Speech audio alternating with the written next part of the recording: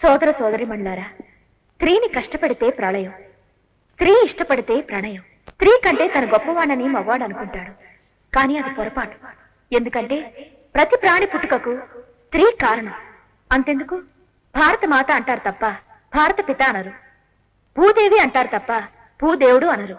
ఇంకా చెప్పాలంటే గంగా, యమున, సరస్వతి, గోదావరి, కావేరి నదుల పేర్లు కూడా స్త్రీల పేర్లే. అంచేత వాళ్ళు స్త్రీని గౌరవించడం నేర్చుకోవాలని చెప్తున్నాను. మేడం గారు కాసేపు ఢమ్ ఢమ్ లాడించారు, చాలా బాగుంది, థ్యాంక్ యూ. గోదావరి, కృష్ణ, యమున, కావేరి అందమైన ఈ ఆడపేర్లున్న నదులన్నీ ఎన్ని హొయలతో ప్రవహించినా, ఎన్ని తూములు డ్యాములు దాటినా చివరికి కలవాల్సింది సముద్రంలోనే. అలాంటి సముద్రాన్ని సముద్రుడు అంటారే గాని సముద్రి అని ఆడపేరుతో పిలవరు. కనుక ఎప్పటికైనా ఆడది చేరుకోవాల్సింది మగవాడిలోనేనని